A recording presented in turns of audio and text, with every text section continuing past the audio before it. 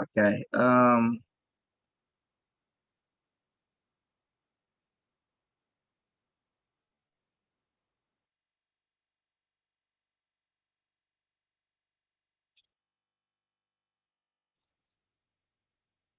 We just gonna get to this. May the Most High's, may Father's will be done, um, on earth as it is in heaven.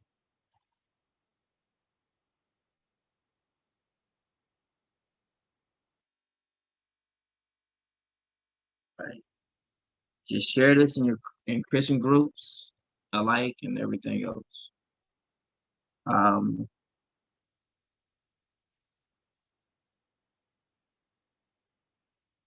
you're bringing about a oldie but a goodie, because people are going to be stuck at home for the most part pretty soon. And I just want to remind people about yoga. So I told people I was going to play it. So here it is, right? Guess we're gonna go ahead and just get off the theme song, just get everything going right now. Right? Just do it.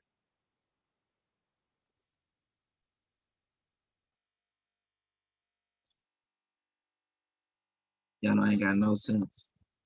But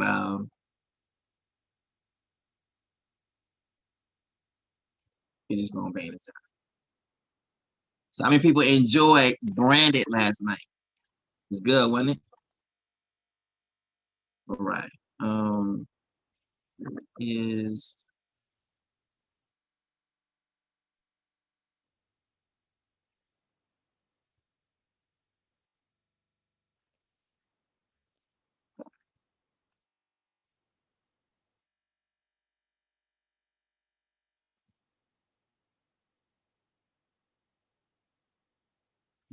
all right. So salute to everyone watching by.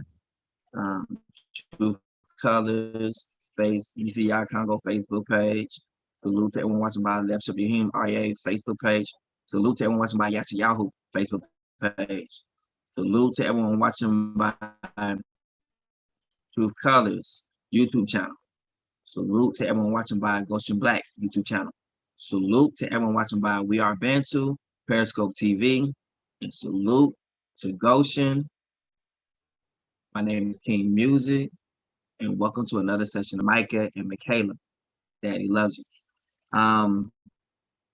Remember always to keep the Father first. That means what His Word says, right? Um, this was a video as a warning to the art. I don't say it in the video, but you'll be able to pick up on some things that I said, like Shema Israel, you know. Um, you'll hear it and you'll be like, oh, but this was just years ago, right? This is a warning video before they got. I see this dog. Look at the form of this dog right here.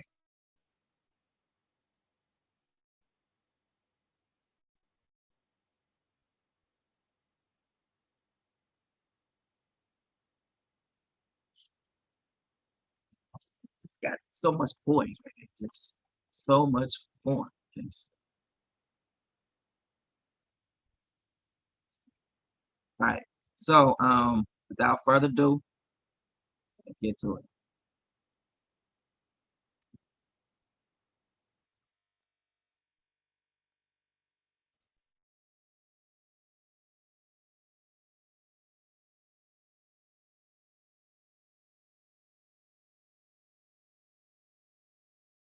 Other sounds. Revelations. And the third angel followed them, saying with a loud voice, if any man worship the beast in his image, and receive his mark into his forehead or in his hand, the same shall drink of the wine of the wrath of Elohim, which is poured out without mixture into the cup of his indignation. And he shall be tormented with fire and brimstone in the presence of the holy angels and in the presence of the Lamb. And the smoke of their torment ascendeth up forever and ever. And they have no rest day nor night, who worship the beast and his image, and whosoever receiveth the mark of his name. Satan cast into the lake of fire.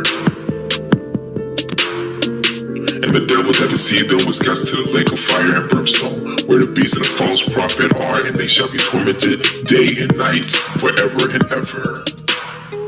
The great white throne. And I saw a great white throne, and him that sat on it, from whose face the earth and the heaven fled away, and there was found no place for them.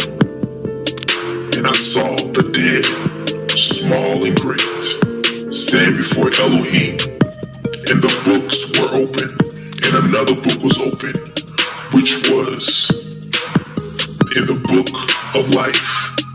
And the dead were judged out of those things which were written in the books, according to their works. And the sea gave up the dead which were in it, and death and hell delivered up the dead which were in them, and they were judged, every man according to their works, in death and hell were cast into the lake of fire. This is the second death, and whosoever was not found written in the book of life was cast into the lake of fire.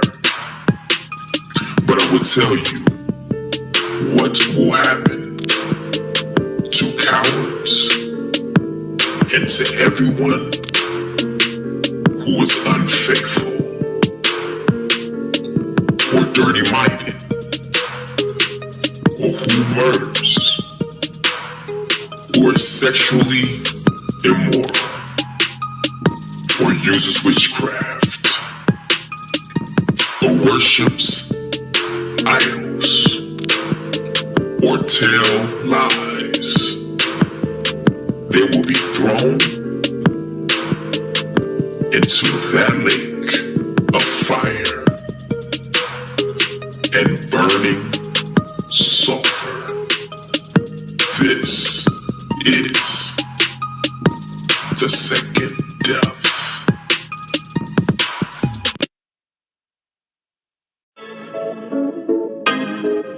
Your haters, not your haters, they're your fruit testers. Your haters, not your haters, they're your fruit testers. Hey, Yahuwah says we your haters, not your haters, they're your fruit testers.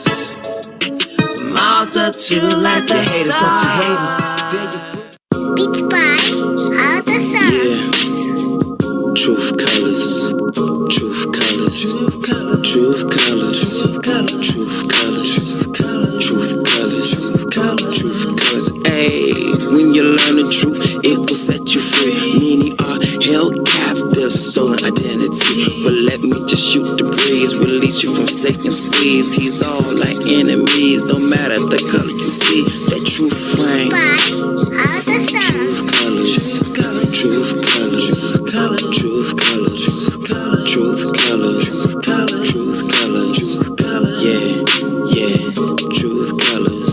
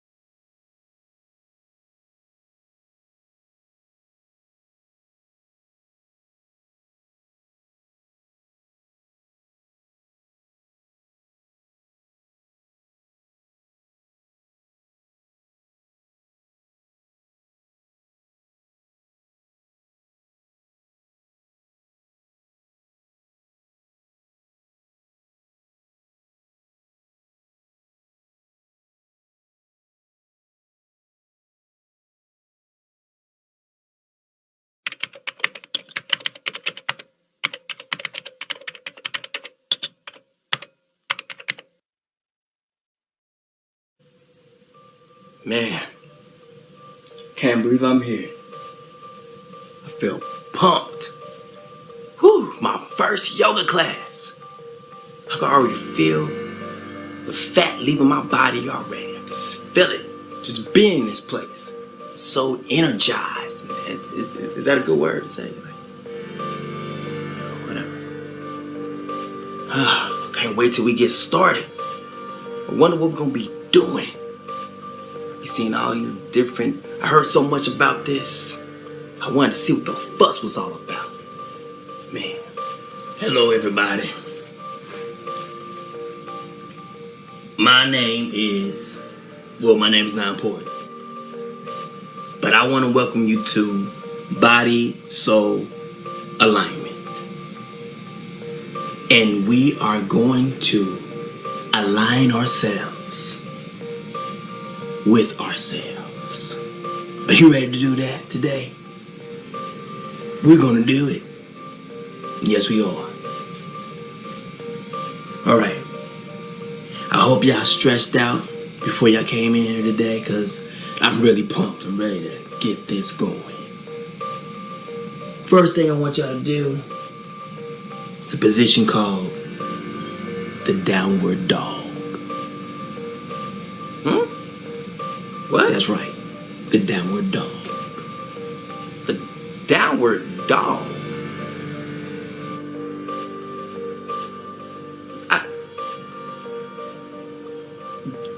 You're not gonna show us? We just gotta try to figure this out on our own?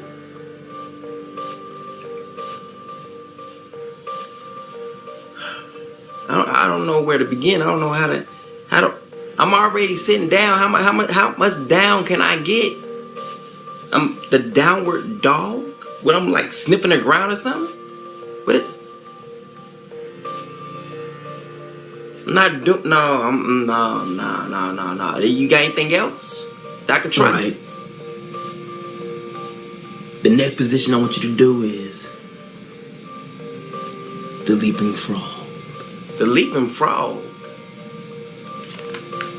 But that's right. The leaping. Do I look like a frog to you? Do I look like I want to leap around like a frog? Huh? Why we gotta leap around like a frog? Huh? I'm not doing leaping the frog. I don't feel that. Hey. We got some things we can like stretch or something like that. I see all these people all stretching all the time, but you want me to hop around and stuff. What is that? Nobody about to be all that. Dang. The cobra. The cobra. I know I said I want to lay on the ground, but dang, I said I want to become a snake. Are you serious? Look, you having a problem? A snake, the cobra. You are messing up my class. Yah did not like the snake in the garden, and I'm sure he don't like the snake right now. Do the cobra. He told us to be wise as serpents, but he didn't say to become a serpent. Like what? The next move. The next position. The cheetah. And then you're gonna try to tell me to do the cheetah. No. But you don't think these positions what are real? What is the cheetah? No, the cheetah, they are real. I ain't no cheater. I ain't no cheetah. Just do the cheetah. I don't be cheating. Alright? I do not be cheating. I ain't know they had a move for cheaters. I didn't know that. You gonna say do the cheetah. Ain't nobody about to, no, I'm not cheating. Alright, smarty pants. You do the Toyota. Toyota? That's a car. How in the world do I do Toyota? Nah, this is too much for me. No. Heck, I'm not doing this right here. I'm up out of here. Can't believe I even came here. You done messed up my first event of trying to do yoga. This stuff seemed like idolatry up in here. I don't even understand how y'all even do this right here. I'm up out of here. Where you going? The class ain't finished.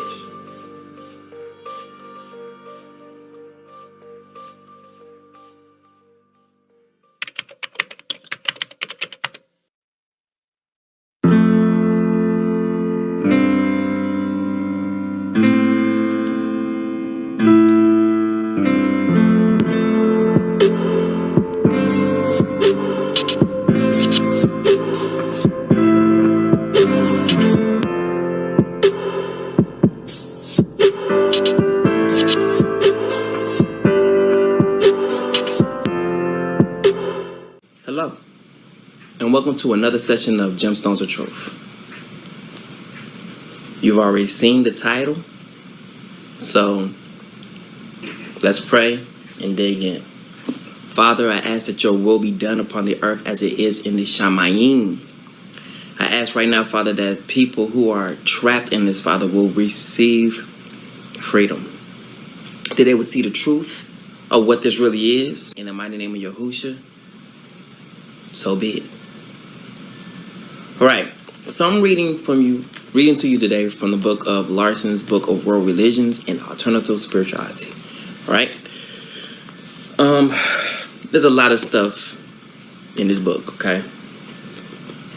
Some good, well, some bad. Well, it's according to what people seems to be considered as cults, right?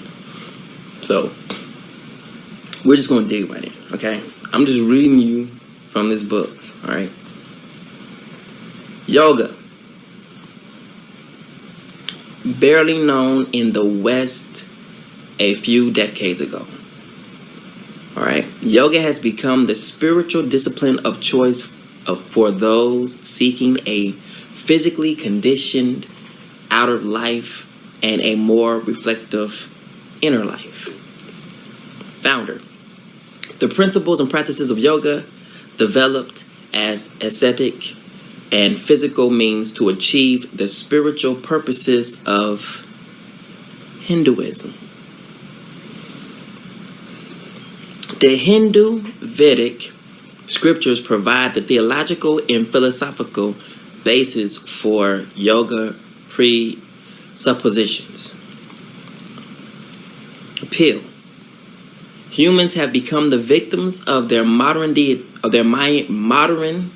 diets, obesity, and sedentary lifestyle has become an increasing focus of concern for those who value their health and physical appearance. Yoga seems like an exotic and less strenuous way of restoring youthful vigor. Overview. Her face is fresh and her body is incredibly slim. She looks like the model for a health food ad. The calisthenics she has just led you through are guaranteed to knock off the pounds overnight. For an exercise instructor, she certainly lives what she preaches. But how does she stay in such good shape?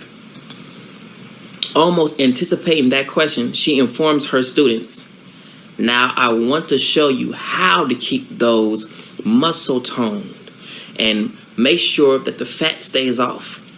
Sit on the floor and cross your legs. Now put your shoulders back, close your eyes, take a deep breath. And as you let it out,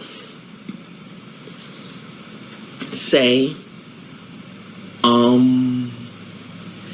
let the M string out like humming. This will help you to relax. Then we'll try some other yoga positions. When I first began researching this subject decades ago, people were surprised to encounter yoga in their exercise classes. Today, there are no such surprises, as millions have embraced this ancient form of exercise.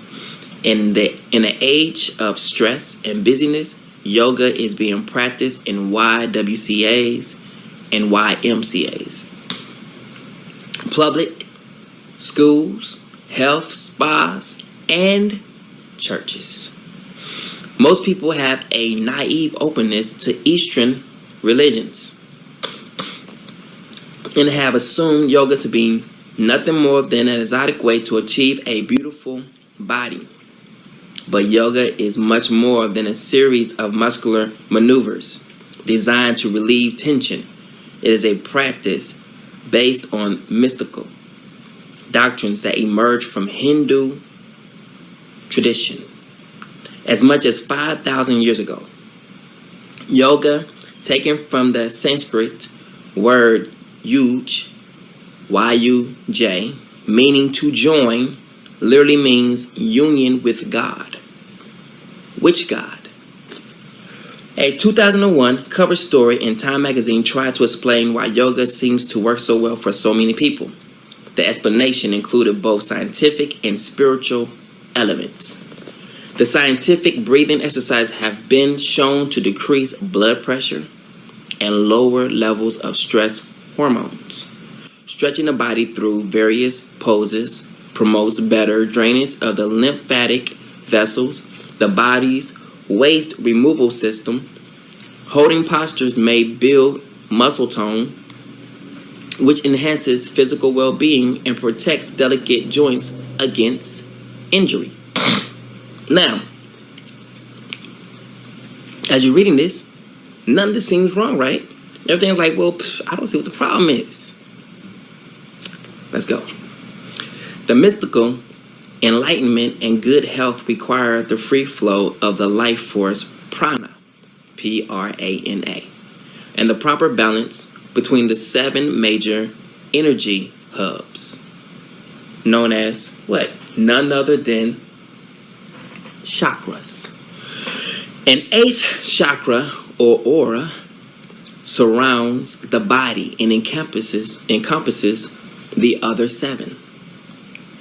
The 3 lower chakras serve the body's physical needs, while the 5 upper chakras are associated with the spiritual realm, firmer muscles, and God realization. A major text on yoga states the aim of all yoga is realization of the absolute Brahman, B-R-A-H-M-A-N. This Eastern concept of God is difficult for many Westerners to understand. The Bible presents a personal, anthropomorphic God to whom we are personally, morally responsible. The God of yoga is an impersonal deity who pervades the universe. Hindu belief teaches that God, Brahman, is unknowable, inexplicable, and at the same time present in all living things. Sometimes Brahman is referred to as the universal being, the supreme absolute, or pure consciousness. Whatever the name, his manifestation to men is known through the Hindu god Shiva. And it is Shiva, the Hindu divinity, who is the manifestation of destruction, who plays an integral part in the practice of yoga. One of the basic beliefs of yoga is the dichotomous view of a material, physical body and so-called subtle spiritual body. The Bible does teach that the flesh and the spirit are enemies. Romans 7:18 and 19. Now, the flesh, as many people believe, is this arm right here. It's not talking about that. That has never been the flesh. This is the body, right? The flesh is where sin came from, right? So, before Adam and Eve ate of the tree of knowledge of good and evil, what were they doing? What were they? It's a good question, right? What were they walking in? What were they a part of? So if this tree is the tree of knowledge of good and evil, then Adam and Eve had to be something different. It's when they ate of the tree of knowledge of good and evil, disobeying what the Father said to them, that the flesh came in. So the tree of knowledge of good and evil is the flesh.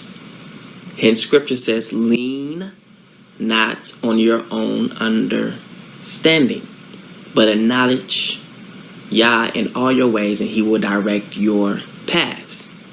Meaning the tree of knowledge of good and evil wants to direct your paths as well. But that's you lean on your own understanding. It only happens when you begin to reason without him. Understand? That's the flesh. All right. All right. But the scripture does not say that the physical body is inherently evil. See? This guy believes that the body, per se, is the flesh. And he just said what I just said without knowing he just said it. All right. But scripture does not say that the physical body is inherently evil. Why? Because it's not the flesh. All right. It's never been the flesh. It's only the body. All right. It only states that the flesh is more easily tempted to sin. Really? Leaning on the flesh is sin. All right, here we go. Yoga, on the other hand, teaches that the spiritual body is held in bondage by the physical body. Let me do that again. That doesn't seem to make sense, does it? Let's do it again. Yoga, on the other hand, teaches that the spiritual body is held in bondage by the physical body. Okay.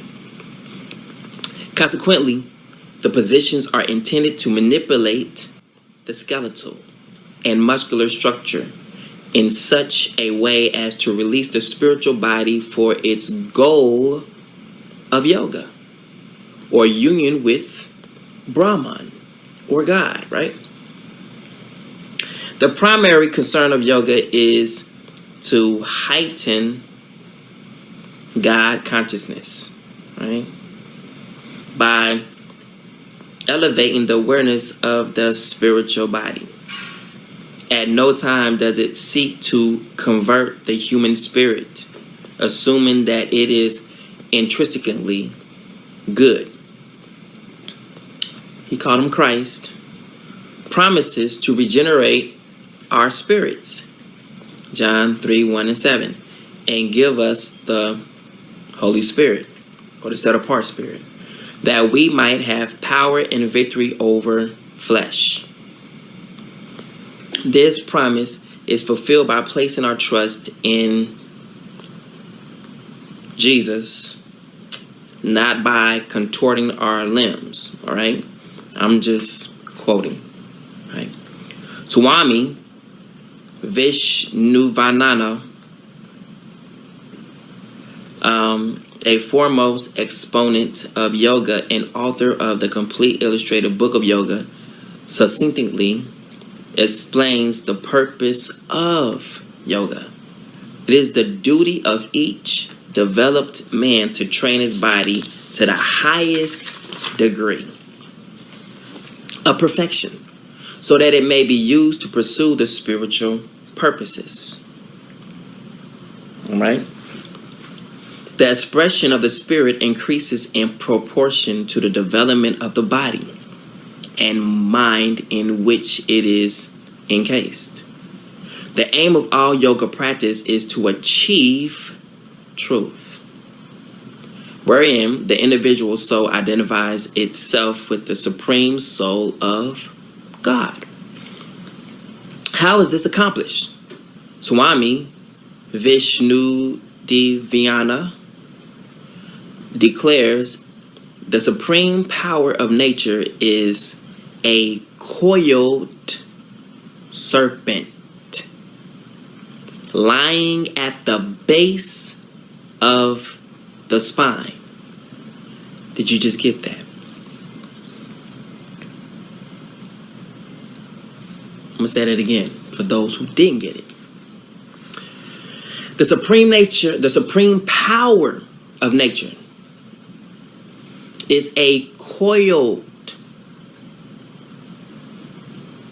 serpent lying at the base of the spine. Now what's that? That's chakras. None other than the chakras. It's a coiled serpent lying at your chakras.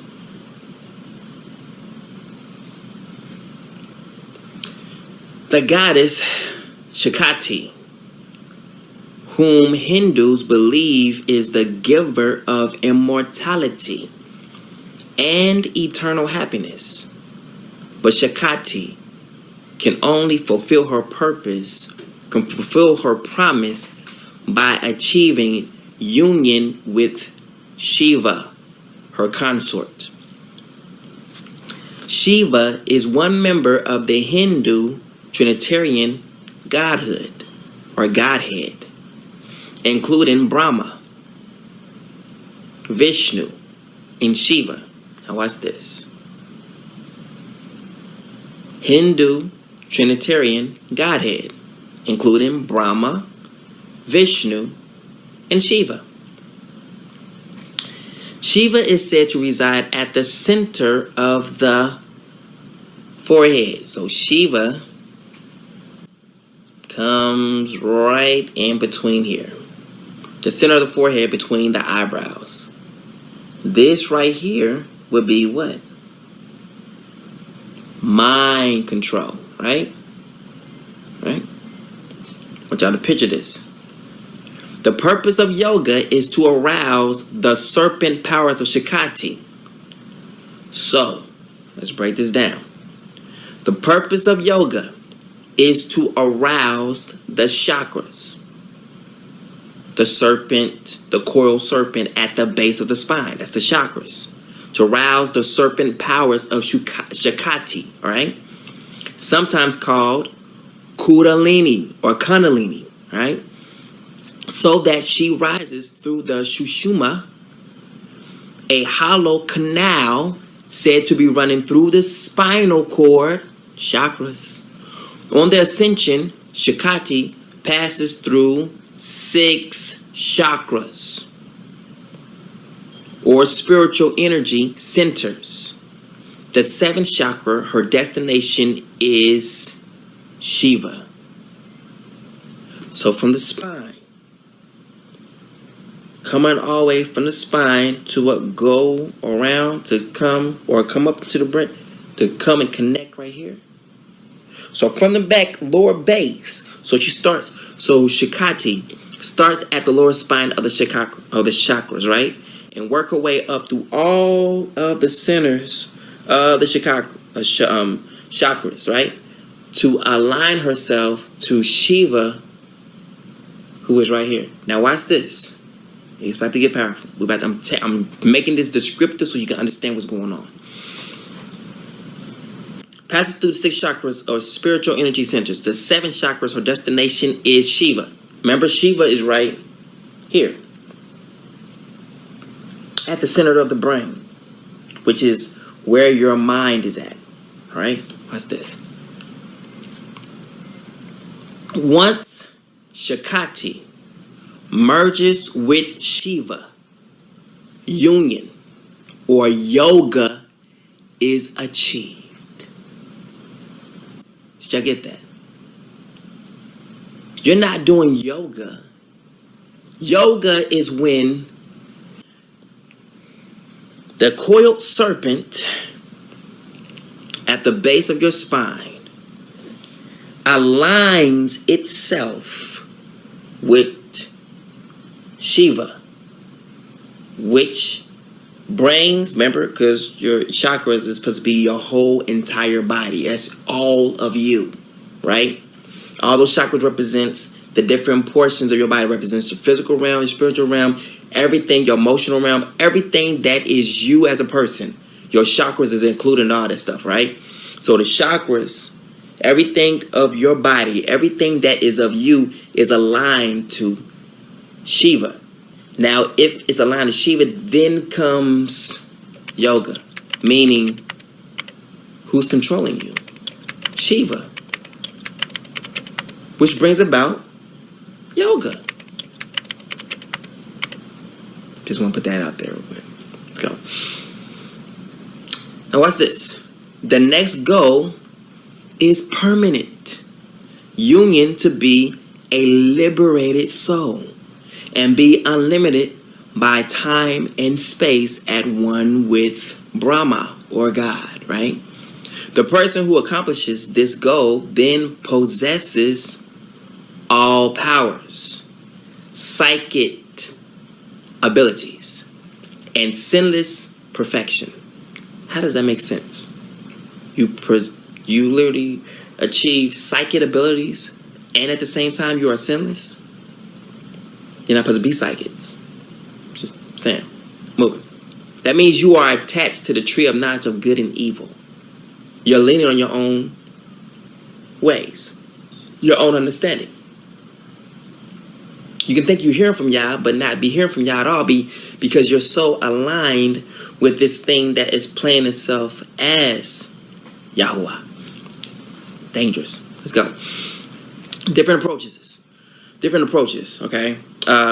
How does all this affect the average soccer mom or a harried business executive who seeks to use yoga to reduce stress and increase health?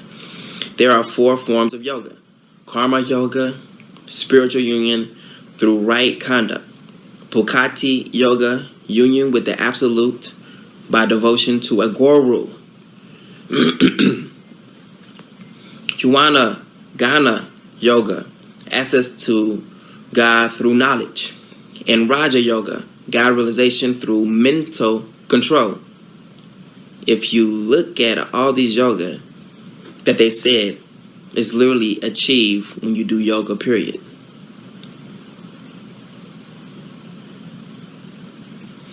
So, let's look at it. There are 4 forms of yoga. Karma yoga, spiritual union through right conduct.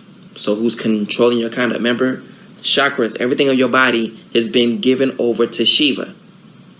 It's controlling your conduct. Bhakti yoga, union with absolute devotion to a guru. All right, the gurus are like the Aryan people. They're considered to be like the godmen, if you will. Okay, the gurus. Jnana Gana, which they also lean on the tree of knowledge of good and evil as well. Jnana Gana yoga, access to God through knowledge. The tree of knowledge of good and evil, right? In Raja yoga, God realization through mental control. Leaning on your own understanding still takes you right back to the tree of knowledge of good and evil, right? Raja yoga has 3 subdivisions, one of which is Hatha yoga, the practice most familiar to the general public.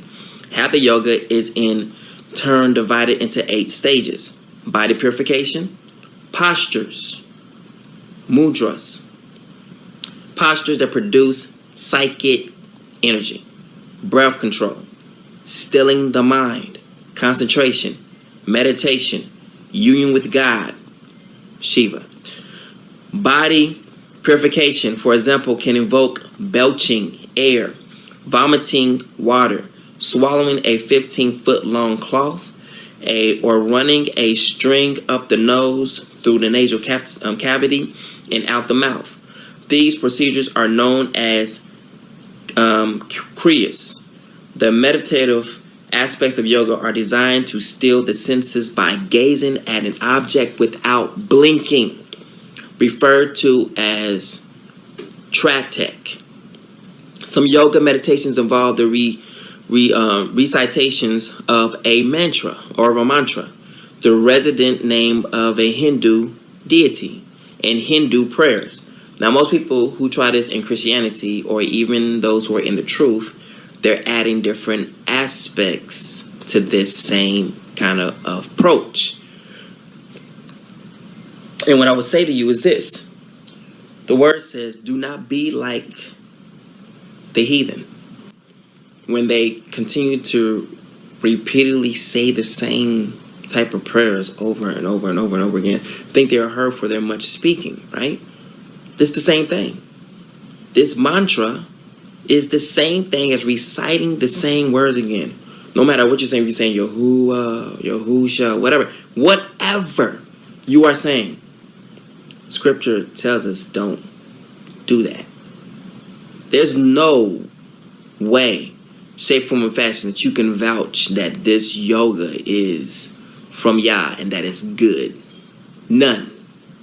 Because you're not doing yoga until your chakras, which is a coiled serpent, which is known as Shakati, traveling through your chakras, through the spirit, throughout your whole body, your emotion, and your spiritual, and then aligning itself with Shiva, which is also connected with Brahma, Vishnu.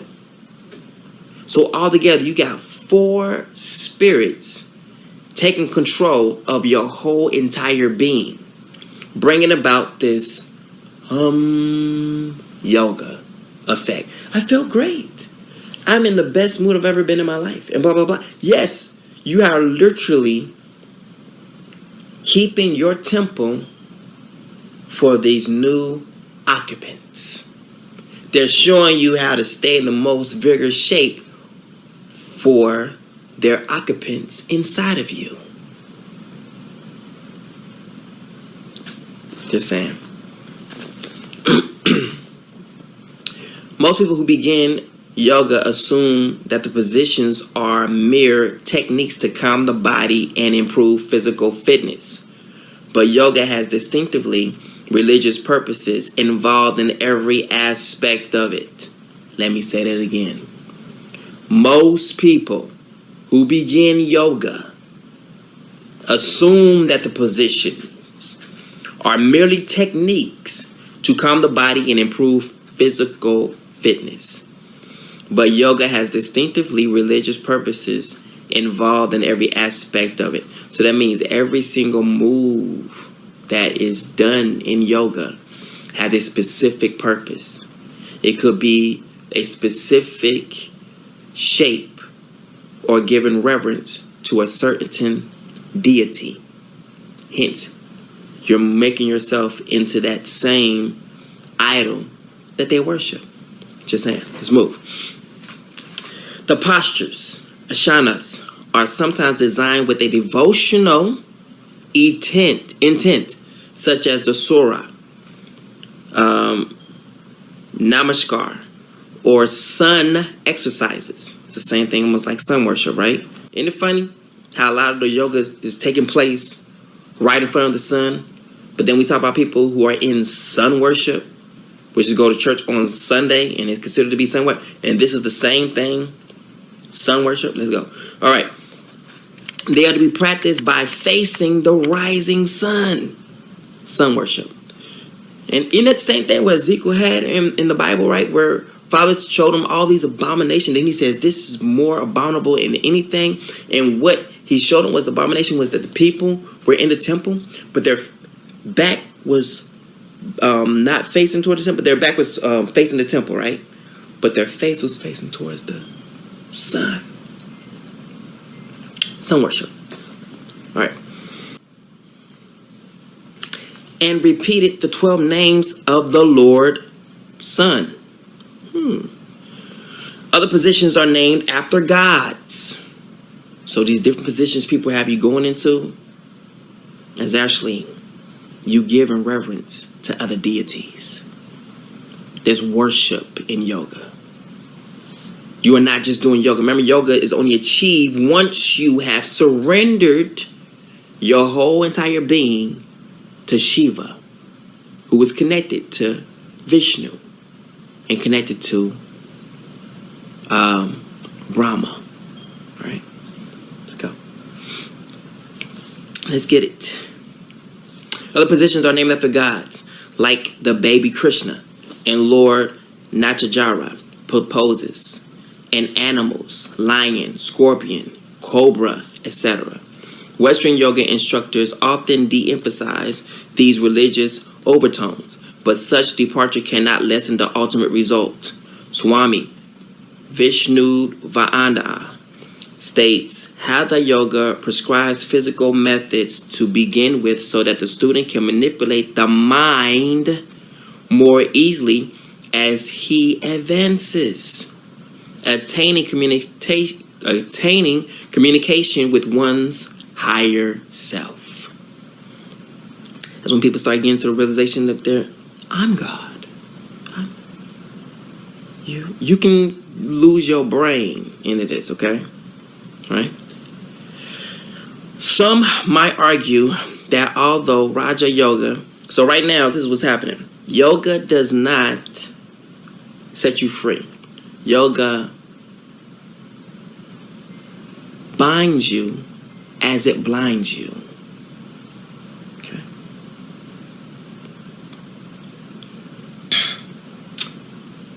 Some might argue that although Raja Yoga, the distinctively religious discipline of which Hatha Yoga is a part, has a spiritual intent, Hatha Yoga may be practiced free of these consequences.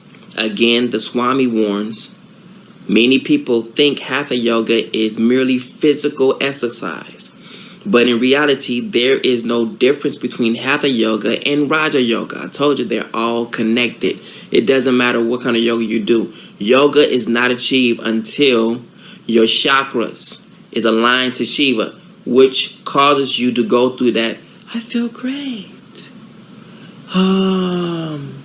If you're doing yoga and you get that certain feeling, that feeling you receive when you're doing this is not coming from Yah. It's coming from you aligning yourself with Shiva, who's connected to Brahma and Vishnu. I don't care what you say. I don't care how you teach it. There's nothing good about yoga. And if our people used to do this, they need to repent. It explains why we're here in America right now suffering if we did this crap. All right.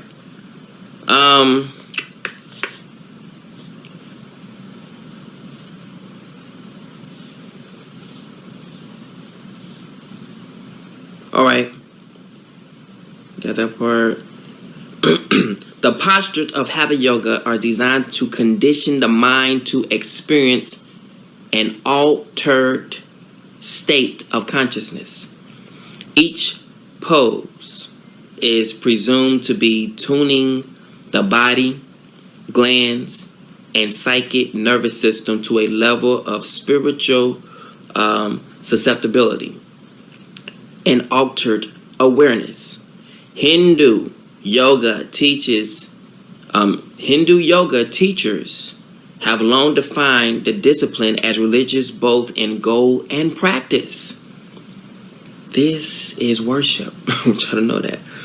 Can it then be casually disassociated from its pagan origins simply because a Western teacher redefines its intent? No. It's the same thing like, you know what? We're going to celebrate Christmas. We're just going to, take out all the things that they do inside of Christmas. And we're just going to, find a way to turn around and make it Yah. Huh. Has that been done before? Many people have tried. It cannot be done. I know. Let's do it. Halloween. We're going to take out all the ghouls and goblins. We're going to take out everything that is associated with Halloween, and we're going to dedicate it to Yah just because we're just going to do it that way. Is there any way to take Halloween and give it to Yah? Another good question. Will Yah receive it just because we say that we're dedicated to Him? We're going to give Him leftovers and then say, you know what? This was ours from the very beginning. That's what happens when people try to defend this yoga right here. Saying this was ours from the very beginning. People just start to do it wrong. Come on now. Come on now. When you wrong, you wrong. Admit it. Forget it. Ask for repentance. Or repent from it. Stop doing it. Stop watching it online. Stop watching teachers on your laptop or wherever you're doing online. Stop watching yoga. Stop doing yoga. Stop ooh and ahhing like yoga. Stop doing it. All right. Some of y'all doing mantras, don't even know y'all doing mantras that's been added into a song. Ooh. Ah. Yeah. Gotcha. Let's grow. Once the yoga novice has learned a few basic postures, she is quickly introduced to the breathing exercises, pranayamas. She may be told that these are for realization or clearing of the lungs. However, this aspect of yoga is actually designed for the purpose of controlling what is called prana. So stuff like ooh, ah, that is what you call a prana, P-R-A-N-A. This so-called vital breath is said to be a form of soul energy that originates with the universal life force, God or Brahman, and permeates all living matter. And the fount of all, prana, sometimes called ki, and I've heard people say that in the truth, talking about your ki, K-I, ki. It's supposed to be the source of psychic energy and the fount of all extrasensory phenomena, all right? Experience in advanced states of yoga. Prana is localized in the chakras. The spiritual energy centers through which Shakti rises on the way to her psychosexual union with Shiva. The chakras regulate prana and thereby manipulate one's willpower and all bodily functions. Yoga's breathing exercises control prana. Ooh, ah. A practice claimed to be beneficial in ridding the body of diseases. Prana may also be transmitted as a spiritualistic healing force by the laying on of hands and connecting one's mind with the cosmic power of God. All right. So, we'll keep it going. Let's go. It should be obvious that Hatha yoga promises more than supple limbs and relief from tension. Yoga's ultimate purpose is union with Brahma and acquiring the resultant peace and harmony which Hindus believe comes from such God realization.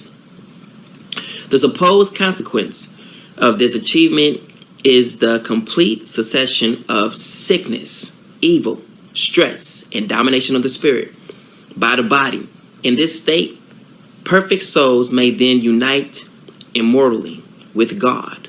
Such goals are certainly admirable, but are they attainable?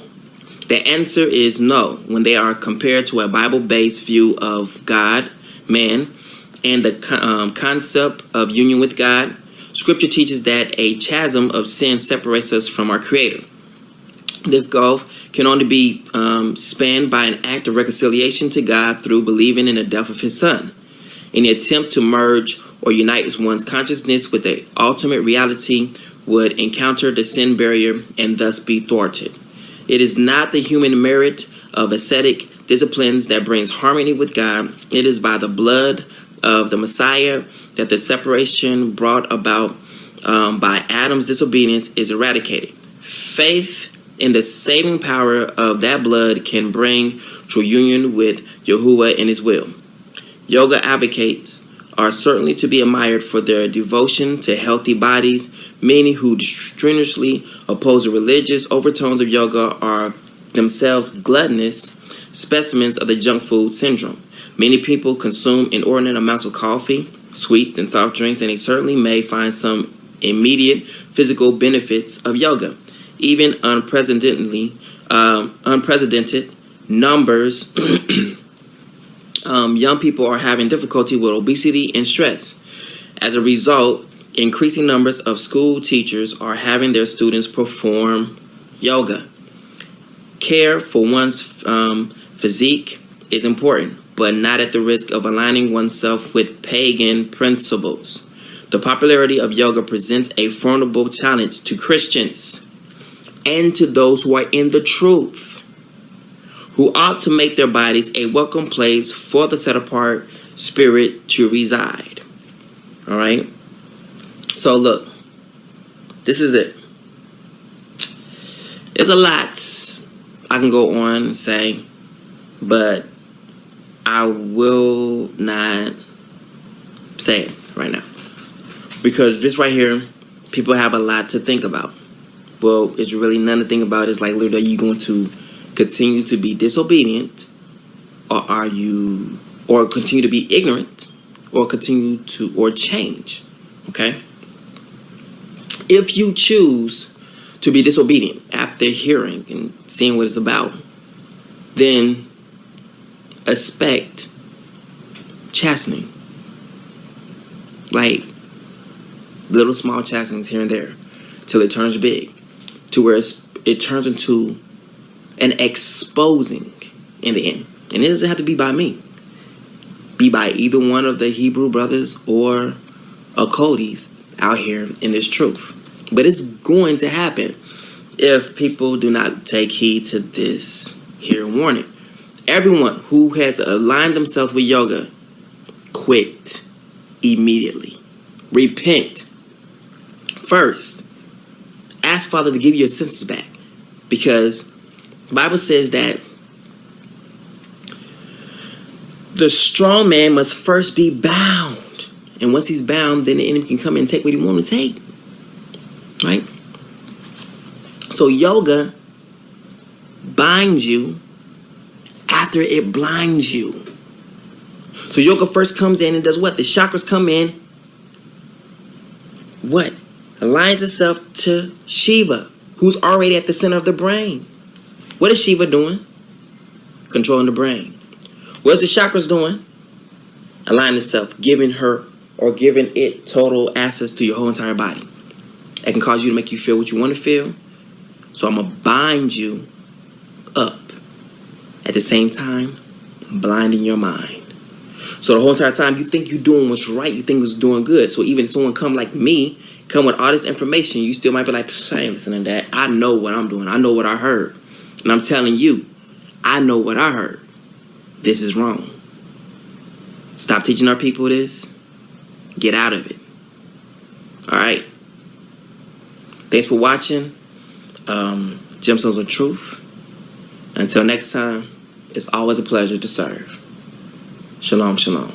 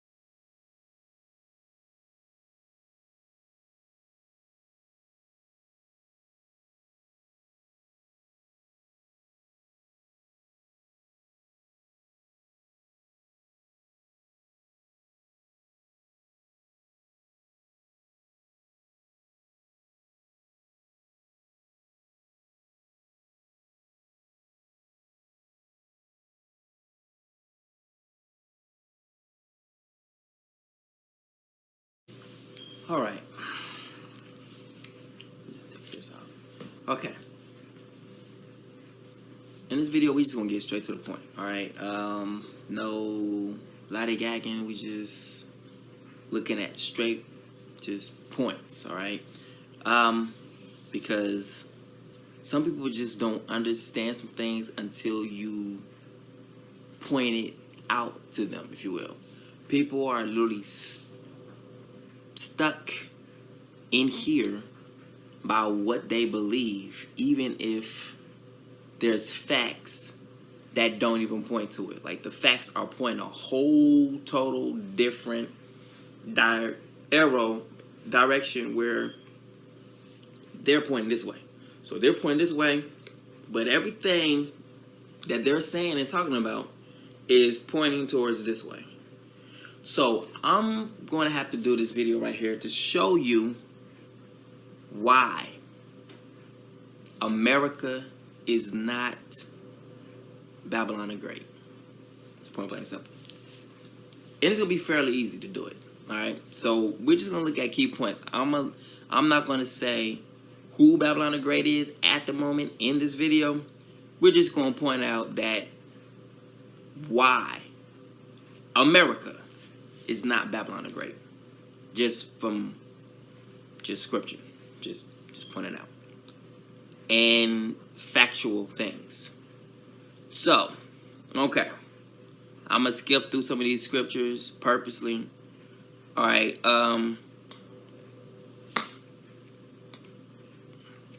Matter of fact, scratch that. We're going to read this. All right. And I'm going to explain it as I go. But we're going to do this quickly. All right. So, normally I go through in depth in certain kind of scriptures. I'm not doing it this time. I'm pointing out facts. We just point. Let's go. And there, also Revelation chapter 17. All right. We're going to start in verse 1. And there came one of the 7 angels, which had the 7 vials, and talked with me, saying unto me, Come hither. I will show unto thee the judgment of the great whore that sitteth upon many waters. Many waters. So people get that locked in their head. They're looking at actual waters. All right. Let's go. With whom the kings of the earth have committed fornication, and the inhabitants of the earth have been made drunk with the wine of her fornication. Number 2, right there. Kings. So kings have dealings with her. Okay, kings. Let me ask you a question real quick. Who in America is a king? Not people saying they're the king of rap, the king of R&B, the king of pop. I'm talking about literal kings. Number 2, another point. Can America have a king? Can the president ever become a king? No. And the lady over there in England is not a king. She's a queen. Just saying. Moving. So he carried me away in a spirit. Where is he carrying them to? Into the wilderness. Is America in the wilderness? See how these points just coming up? And I saw a woman sit upon a scarlet-colored beast, full of names of blasphemy, having 7 heads and 10 horns. And the woman was arrayed in purple and scarlet color, and decked with gold and precious stones and pearls, having a golden cup in her hand, full of abominations and filthiness of her fornication. And upon her head was a name written, Mystery, Babylon the Great, the mother of harlots and abominations of the earth. He's not being carried into the Americas. He's being carried somewhere in the wilderness. So Father, or Yahusha, by his spirit, is showing him, or as I see it, it's a Malachim, it's an angel, that's taking him in the spirit into the wilderness. He's taking him to into the direct location where Mystery Babylon is located. So he's not taking him anywhere. This is a real thing in the spirit. He has taken him to the location of Mystery Babylon. Number one, it's in the wilderness. Can't be America. Keep moving. All right.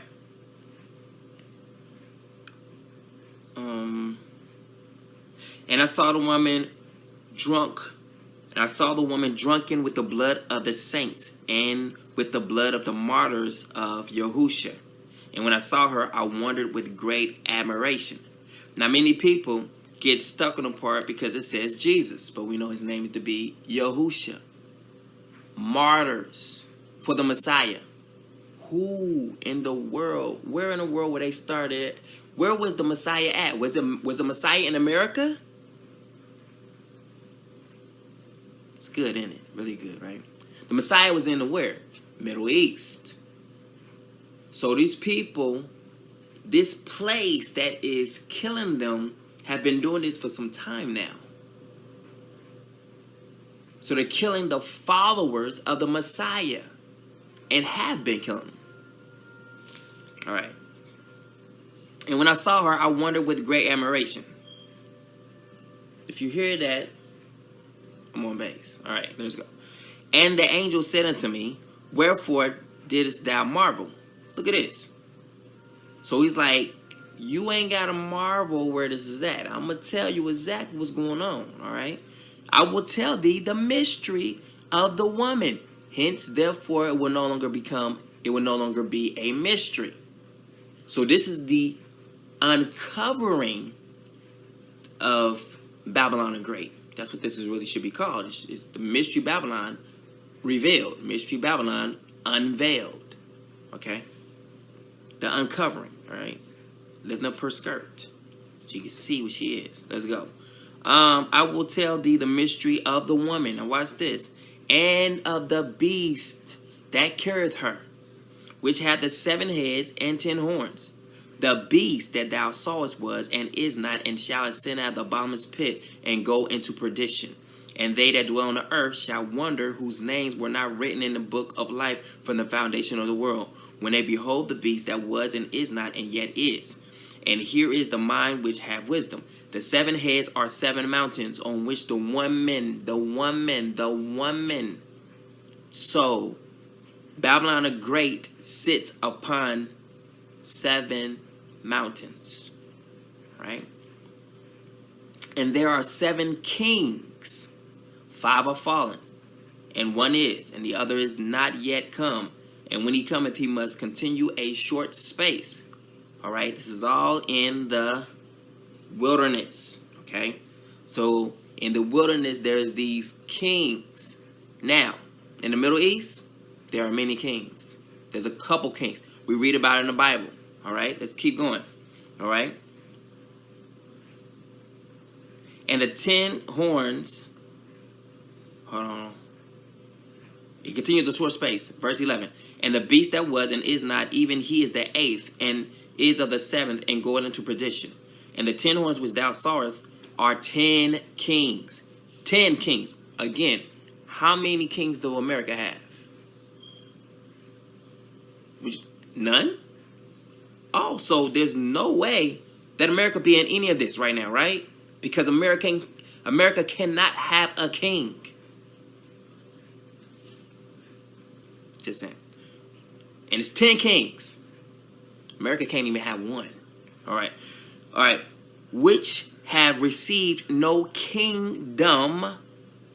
This is a corporation. United States, a corporation. United Corporations of America, right? All right. Which have received no kingdom as yet, but receive power as kings 1 hour with the beast, right? These have 1 mind and shall give their power and strength unto the beast. These shall make war with the Lamb, and the Lamb shall overcome them, for he is Yahuwah, he is Adonai of Adonais, and King of kings. And they that are with him are called and chosen and faithful. And he said unto me, the waters which thou sawest, which is from the very beginning, where the whore sitteth, are peoples and multitudes and nations. and tongues. So the waters is not actually waters. It's representative of diversity of peoples, multitudes, and nations, and tongues. Now, what kind of religion is in the Middle East where we have diversity of peoples and multitudes and nations and many people who speaks different languages? Think. Who could that be? Let's keep going. And the 10 horns which thou sawest upon the beast, these shall hate the whore, and shall make her desolate and naked, and shall eat her flesh, and burn her with fire. For Yahuwah hath put in their hearts to fulfill his will, and to agree, and give their kingdom unto the beast, until the words of Yahuwah shall be fulfilled. And the woman which thou sawest is that great city, not great state, not great country, one city, which reigneth over the kings of the earth. How many kings can America have? How many cities do America have? Better yet, how many cities do America has that's so vast, one city, that supplies the whole entire earth with supplies? Like precious stones, gold, silver, myrrh, cinnamon, slaves. What city do you know of off the top of your head that you can just say, you know what? This place where all of the kings come to one place to gather to get their goods. Where? Also, yeah, Jinkies. It has to be in the wilderness too. Where is that at? So Arizona, that's a wilderness. California's a wilderness. Is New York City a wilderness? I don't think so. Is Las Vegas a wilderness? Yes, but is it one big city that supplies everything throughout the whole entire earth? No. So again, how is it America again? Oh yeah, Jinkies. The one last thing that actually puts this whole America thing in the coffin is this one part right here. And what city is likened to this great city? And they cast dust on their heads. Let me read that again, because that right there nails this thing shut. And they cast dust, literal dust, from the outside on their heads, and cried, weeping and wailing, saying, alas, that great city wherein were made rich all that had ships in the sea, by reason of her costliness, for in 1 hour is she made desolate. Now, who in America has the custom of throwing dust on their heads when tragedy hits? So, someone's car gets stolen. Instead of calling the cops, they reach down, grab some dust, throw in their heads. Then they call the cops. Hello, my car was stolen. Then the cops arrive and be like, did you get into a fight before? Did you see the person take your car? No, I didn't see the person take my car. Well, how'd you get dust on your head? Oh, it's our custom that we just you know, they wouldn't even ask that question, right? Because it would be a custom of America, right? To throw dust on your head before, you know, when tragedy hits, before you call the cops or do anything, you throw dust on your head. Someone's been shot. Wait a minute. I know you've been shot, dog, but wait a minute. Hold on. Wait a minute. I got to find some dust. Hold on. Let me grab some dust and throw it on my head. All right. Dude up here laying here dying. Then you get the phone. All right. I'm set now. I'm set. Hold on. Let me throw some dust on your head, too, because some tragedy didn't happen to you. Caught it. Yeah. I have to report a shooting. Okay. They show up.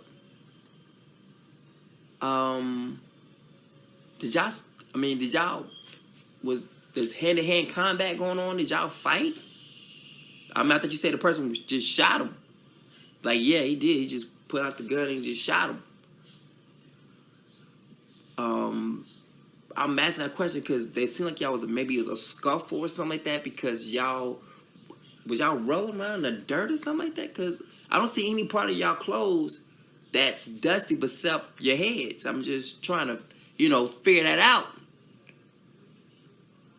Nah, it's just that, you know, when in our custom, it wouldn't be no need to explain it, right? Because in America, it would be a custom of throwing dust on your heads when tragedy hits. But that's not the case.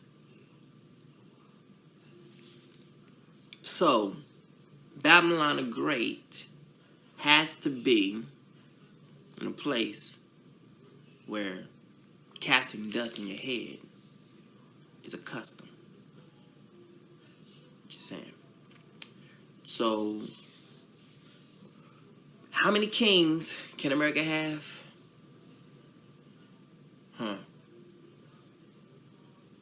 What great city do we have that supplies all the merchants and all the kings of the earth with the supplies they need?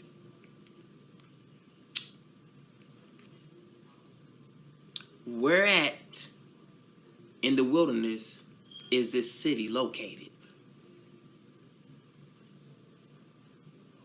And do we throw dust on our heads when tragedy hits? Is that a custom of ours?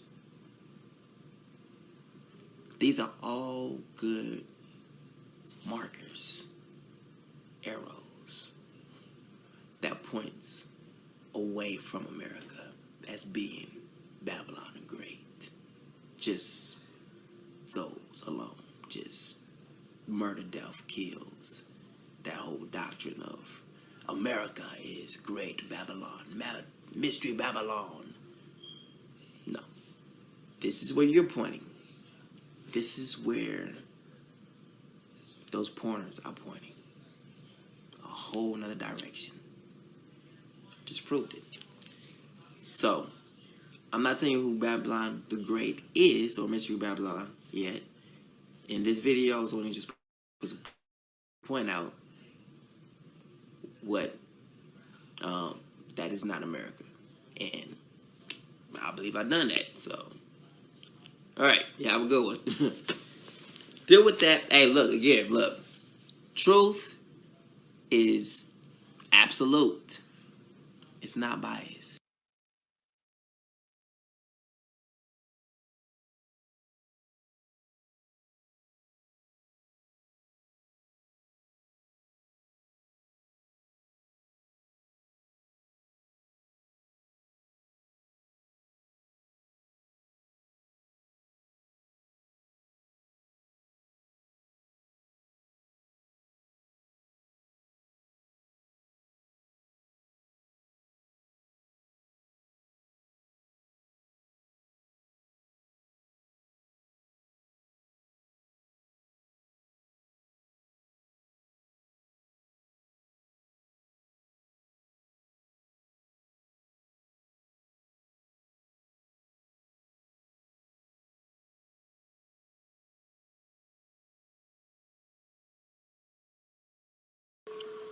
Shalom, everybody, and thank you for tuning in for another session of Truth Colors.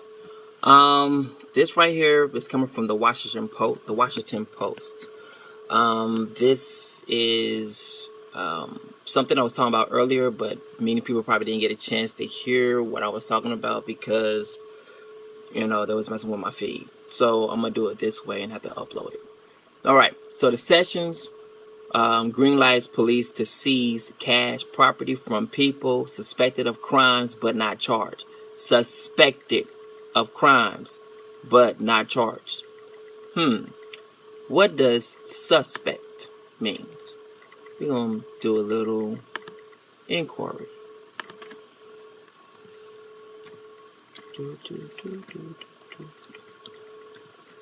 Definition. Ooh.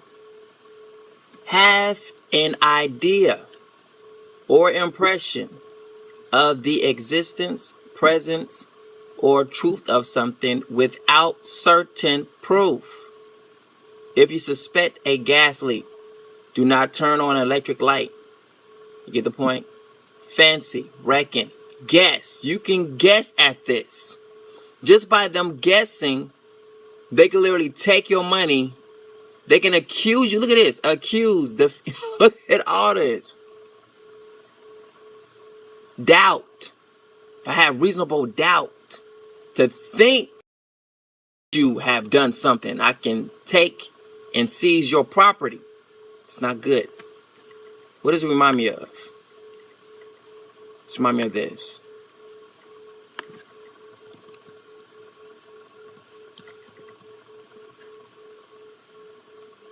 Minority Report. Remember that? Let's see what that was about. Do I want to read all this? I really do not want to read all this. But let's see if we can find the summary. There we go.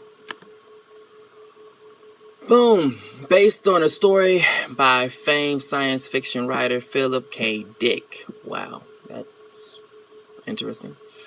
Minority Report is an action detective thriller set in Washington, D.C. Wow, Washington Post, Washington, D.C. Coincidence? I think not. In 2054. 2054, it is now 2018. So this is a future thing, all right? Where police utilize a psychic technology to arrest before they commit their crime. Tom Cruise plays the head of this pre-crime unit, and is himself accused of the future murder of a man he hasn't even met. So it's guesstimation up in here. So Minority Report is taking place right now. We're seeing the beginning of it. Look at it, the year. 2054. It's only 2018. Getting back to it. Let's go. So pretty much Minority Report is taking place from people suspected of crimes. Remember, they haven't even did the crime, whatnot. They might just be suspected of the crime. They don't have to have done the crime. It's just suspect, but not charged. All right, meaning they don't have no proof, no evidence. I don't have proof or evidence. I have my gut feeling. I have a guess, or a person can tell me that you did something, and I don't have any proof of what she said or what he said. But you know what? I could take your stuff based off of their guesstimation. All right, let's go. All right, so attorney, let's see what he had to say. Maybe I should put this on real quick. See this. I think it's good to hear people in their own words at times. So I'm gonna do that.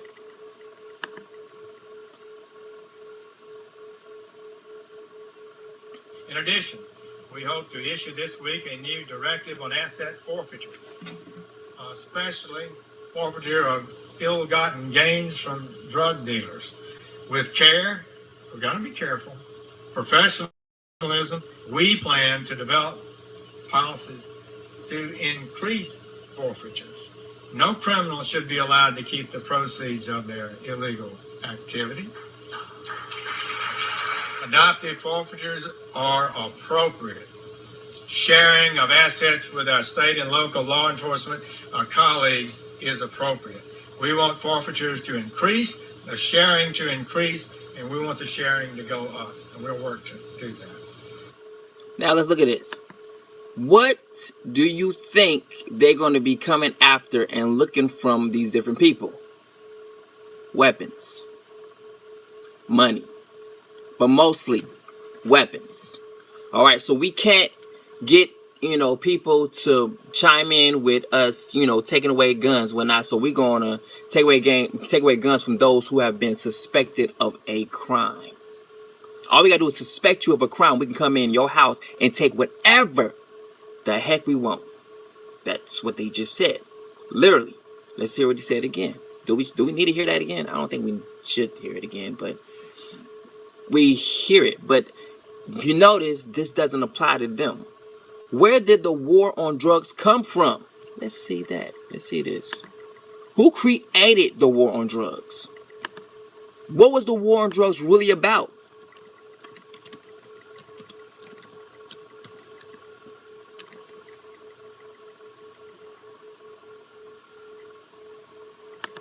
When that Nixon?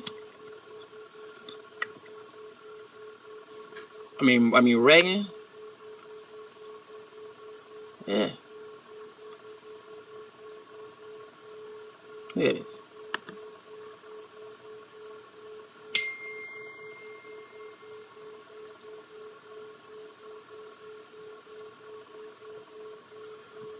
Look at this.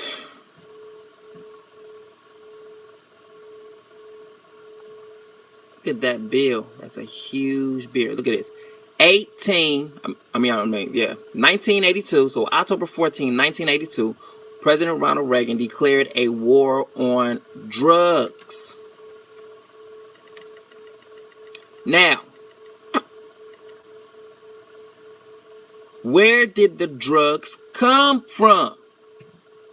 Should I look at that? Should we see that? We'll see that real quick.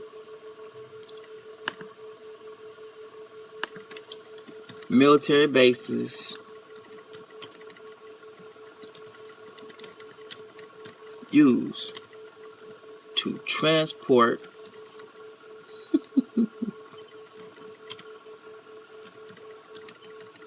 drugs. Ooh. Oh, wow. Wait a minute. Say what? U.S. soldiers involved in drug smuggling ring. So that was just them getting caught. This been going on for years, even at the time when Reagan was declaring a war on drugs. Where did the drugs land? The children of Israel. They landed right in our backyard. Right in our backyard.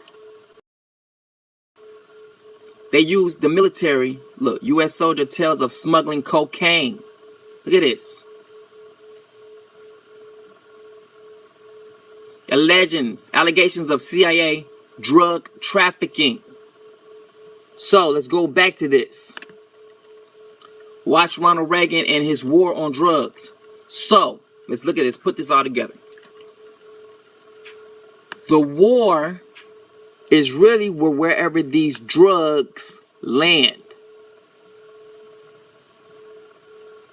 These drugs found their places in black neighborhoods, and therefore it caused them to come in and create war inside of homes that had a mom and a dad, and it started to give drugs out to different populations where they wanted to actually kill and tear apart.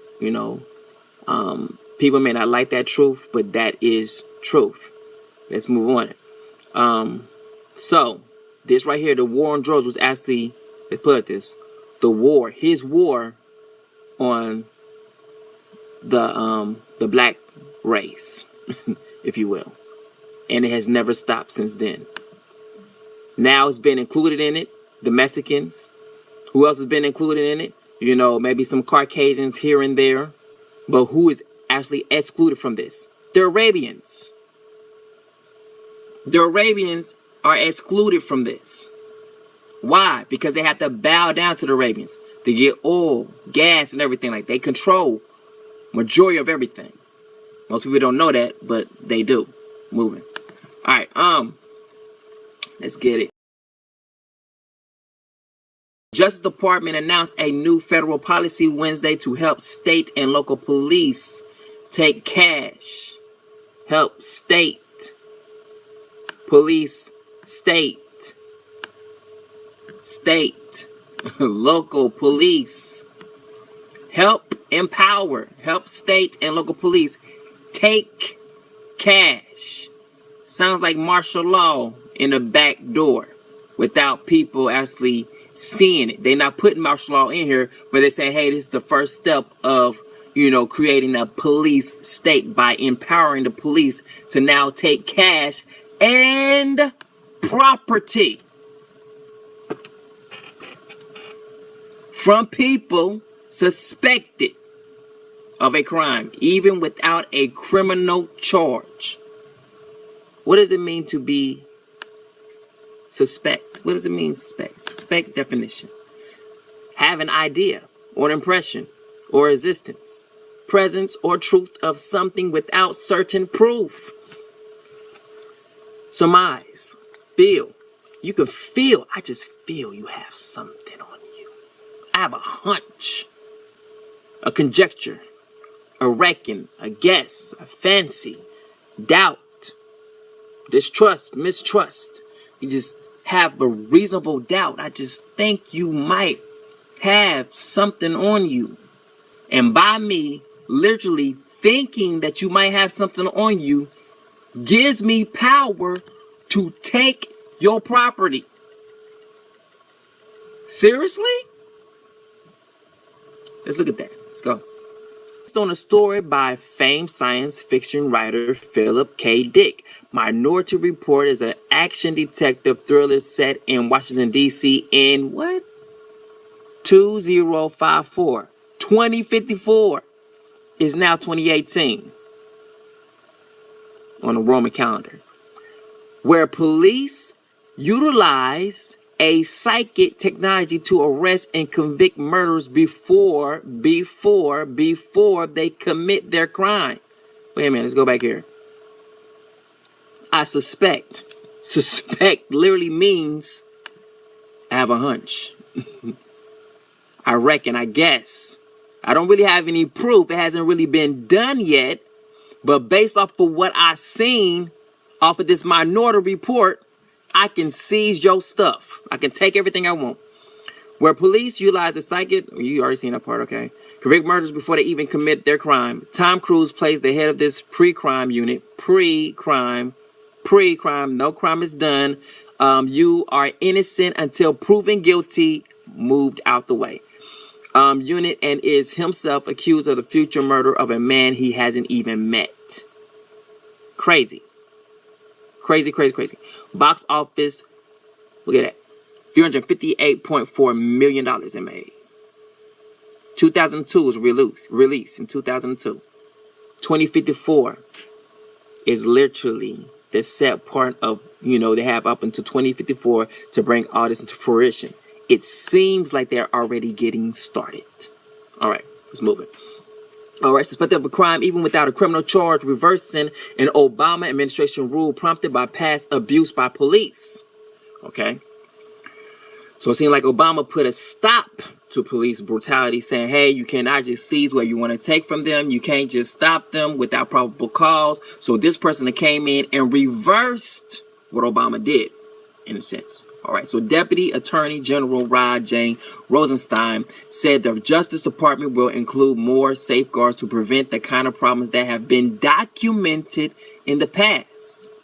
Police departments will be required to provide details to the Justice Department about probable cause for seizures, and federal officials will have to more quickly inform property owners about their rights and the status of the seizures. So pretty much I got to tell you this. I'm taking your stuff. And be like, why? Because I believe you have drugs on you, but I don't have any drugs on me. Well, but I believe that you have drugs on you, so therefore, just by my belief alone, I can take your stuff. They just got to inform you that they're taking your stuff based off of their hunch. They ain't got to show no kind of proof. They don't need no warrant. They don't need anything to take your stuff. That's bad. If they see you on Facebook smoking weed, They probably get a hunch to take your stuff. If you got a weed card, you're already in the system. And they'll probably be hunting you down for free stuff, for free loot, if you will. The goal here is to empower. Look at those words, empower. What does it mean to empower? These words are so powerful. Empower. The empower movement. See what these words mean.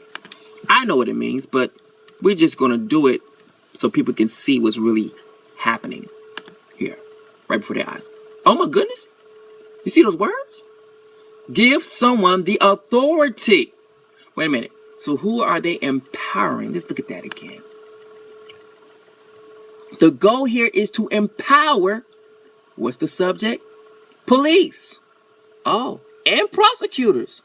Oh, snap. Okay, let's go back. Give someone authority or power to do something. Oh, snap. Look at that. Authorize, entitle, permit, allow, license, sanction, warrant, commission, delegate, qualify, enable, equipped. Wow. Look at that.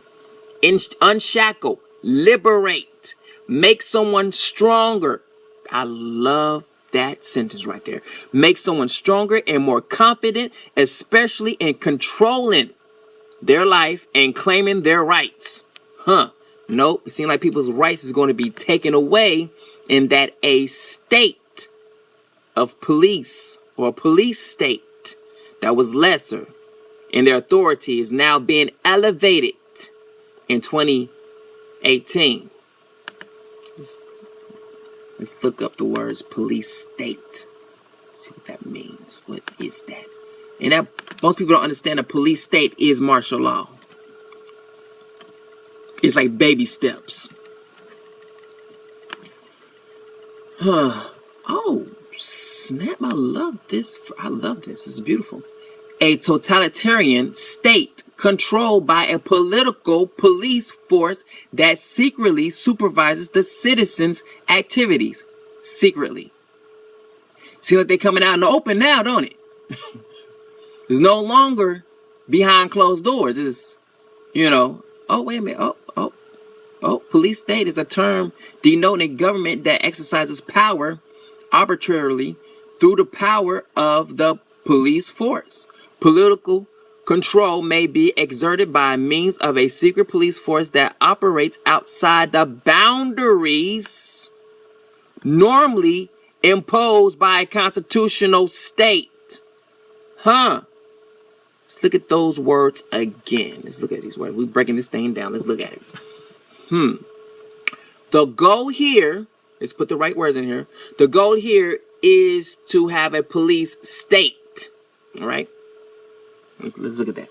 The goal here is to have a police state. The goal here is to empower our police and prosecutors with this important tool that can be used, that can be used. It didn't say it must be used to combat crime. It said it can be used to combat crime. It doesn't always have to be used to combat crime. It can be used for other things. See what I'm saying? That's the little, wordplay that's in there. I love the wordplay. It's actually spellbinding. Crazy. All right. Important tool that can be used to combat crime, particularly drug abuse. Where's the drugs at? All over in the poor neighborhoods. White, black, Asian, whatever. All in the poor neighborhoods. Rosenstein said at a news briefing, this is going to enable us to work with local police and our prosecutors to make sure that when assets are lawfully seized, that they're not returned to criminals when there's a valid basis for them to be forfeited. Let's look at a police state again. Let's look at this again. A police state is a term denoting a government that exercises power arbitrarily through the power of a police force. Political control. Who in the world is giving the police this power? It just said right here, this is going to enable us, who is us, to work with the local police. Who is us? Let's go back. Oh, wait a minute. A week long. Okay, that's not the one we want right there. It's the Justice Department. It's a political standpoint. The political is coming in hands with the police. Just like it says right here in a police state. Political control may be exerted by means of a secret police force. We are literally seeing the police state happen right before our eyes in this whole thing right here. This is what's happening. Let's continue to read. It's just beautiful. All right. Rosenstein said at his news briefing. Let's do a little background check on Rosenstein, shall we? Who is Rosenstein? Search for Google. Oh! David Sessions Rosenstein. Is that him? Nope, Rosenstein's a little bit balder. There it is. Jefferson Sessions. Yeah, and Rosenstein. Both of them all together. Both of them two. What are they? We gotta make sure we gotta make this Republican Party. They're senators. Look at this. You see this? There he is. Someone who was giving that little speech. Jefferson's Beauregard Sessions III is an American politician. Those words stick out to me.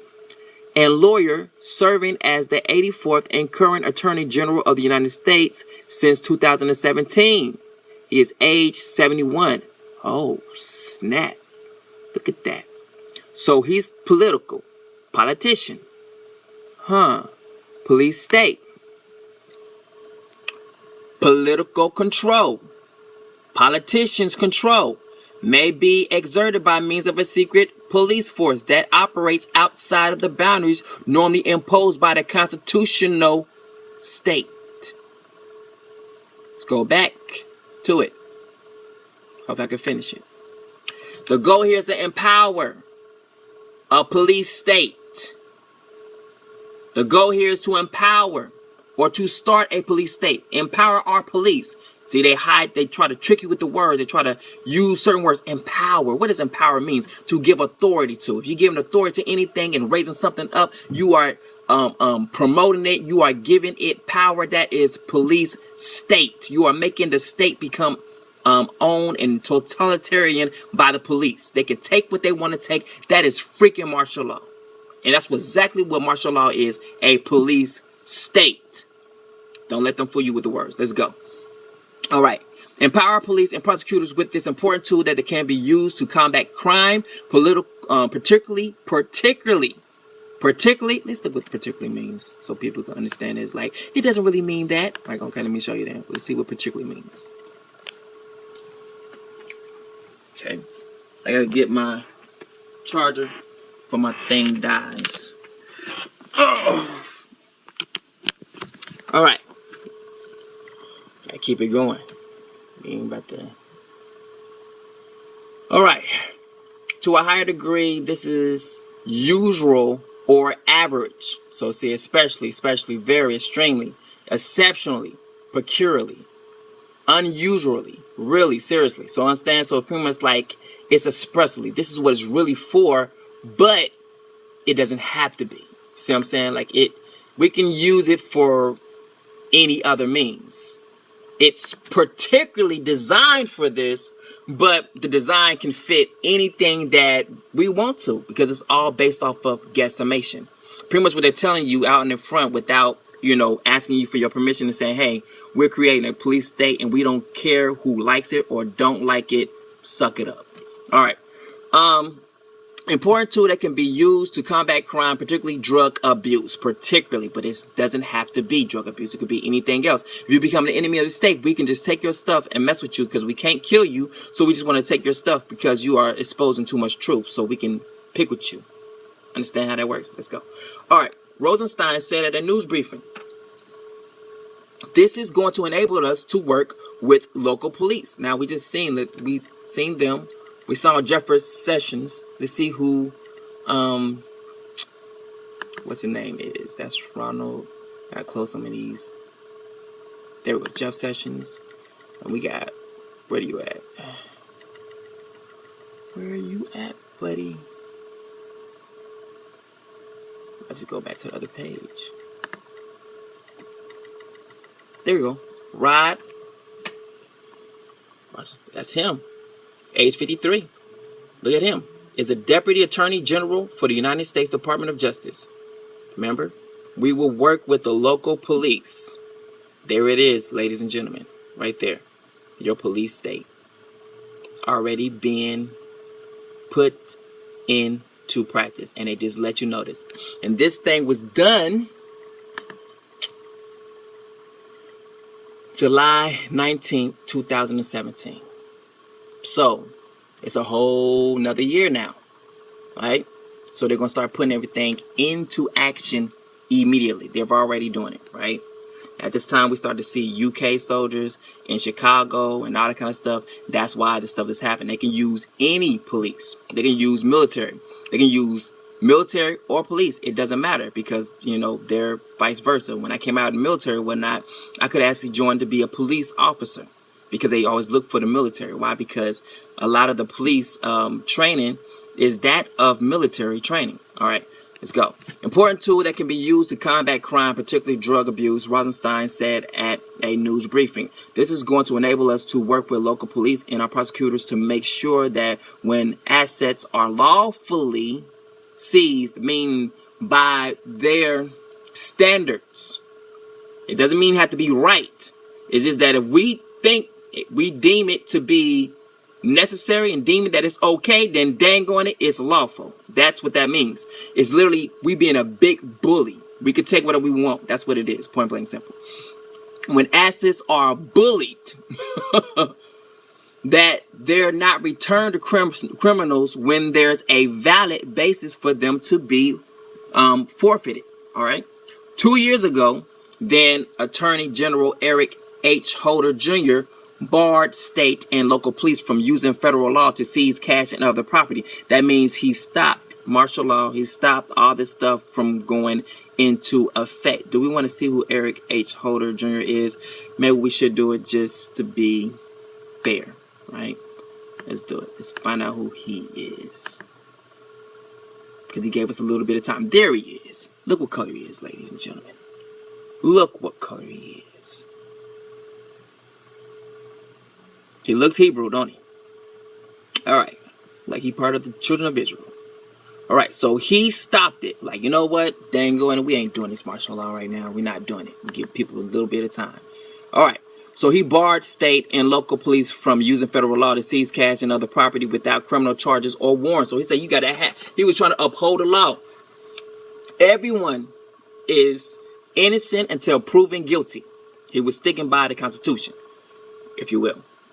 They came in and just moved them out the way. Like, you know what? We ain't doing that no more. We're going to reverse everything. All right. So without criminal charges or warrants, since 2008, thousands of police agencies have made more than 55,000 seizures of cash and property worth $3 billion under a Justice Department civil assets forfeiture program, which allowed local and state police to make seizures and then share the proceeds with federal agencies. All right. Now, someone here recently shared, actually it was today, they shared the whole thing about martial law. And that's I think that was signed into effect by Obama in 2012. Let me see when did Obama sign that into effect, because he does have a role to play in there on all this. Martial law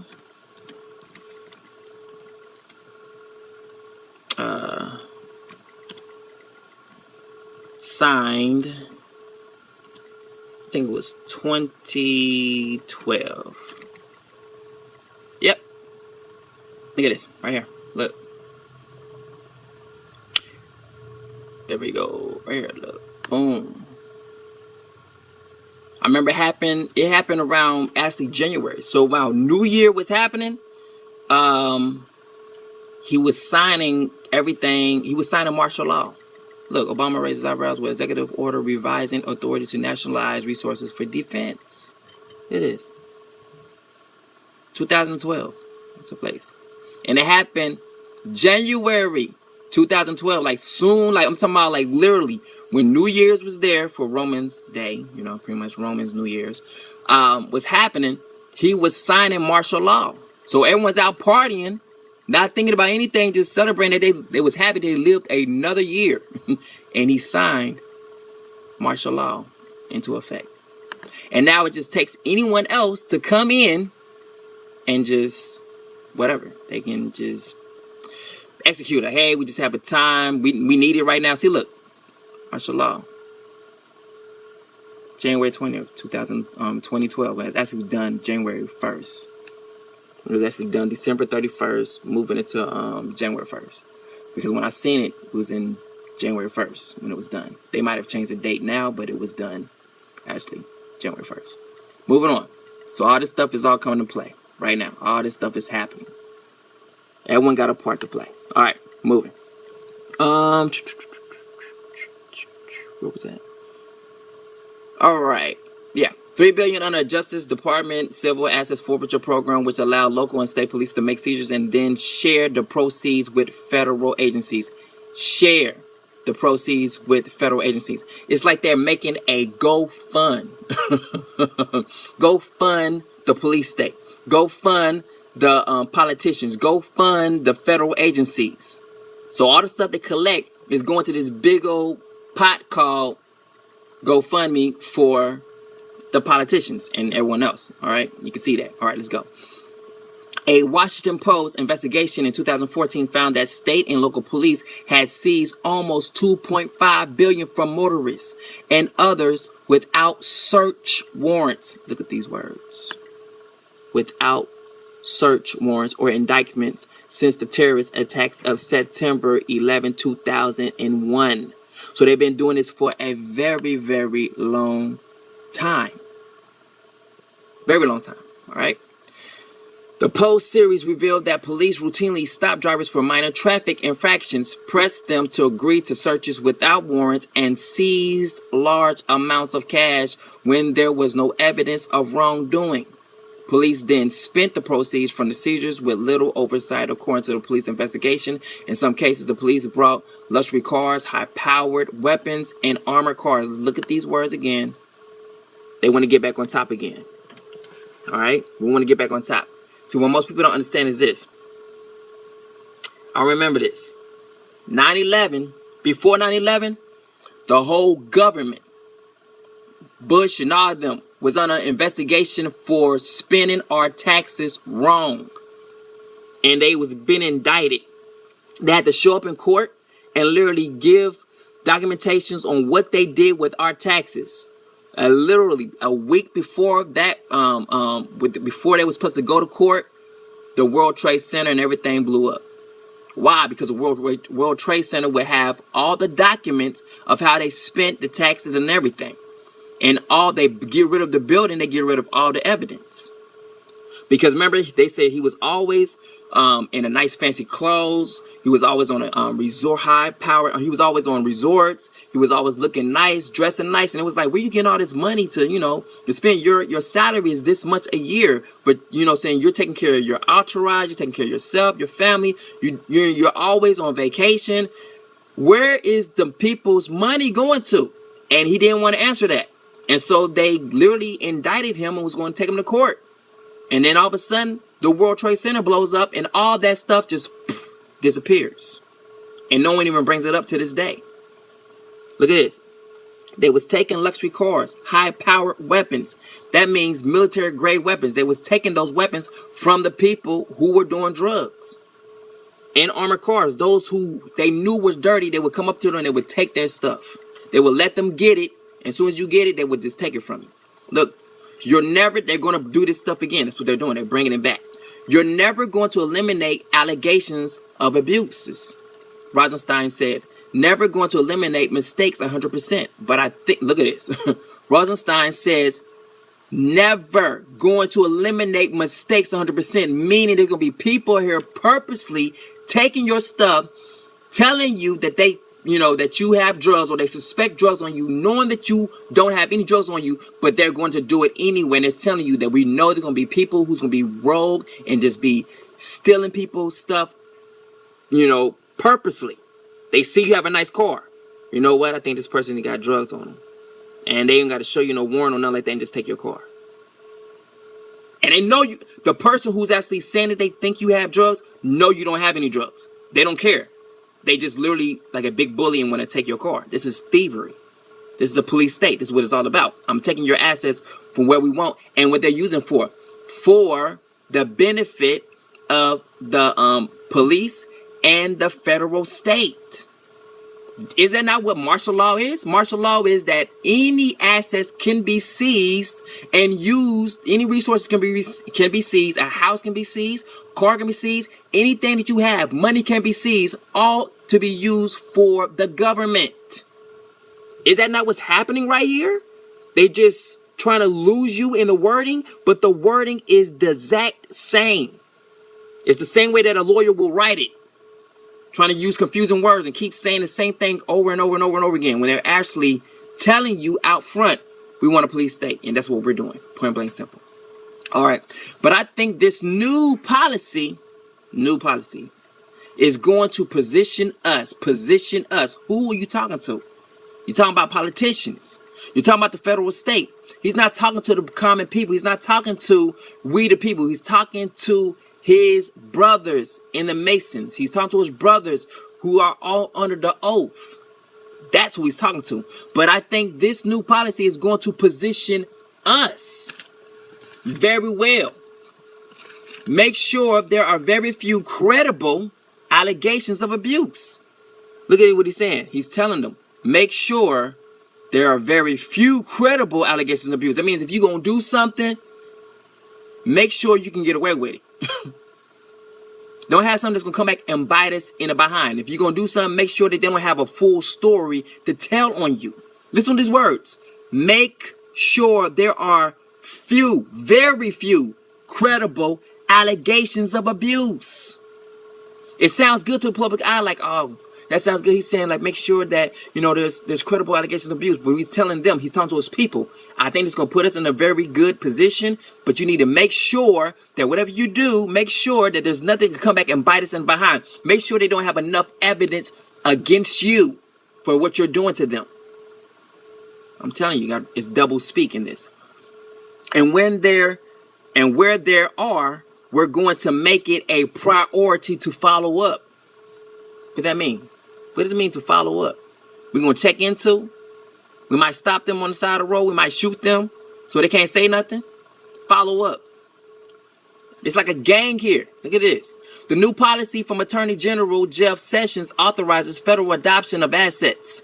Federal adoption of assets. Let's see what that means. Adoption. If you adopt something, let's see. A person is in a home.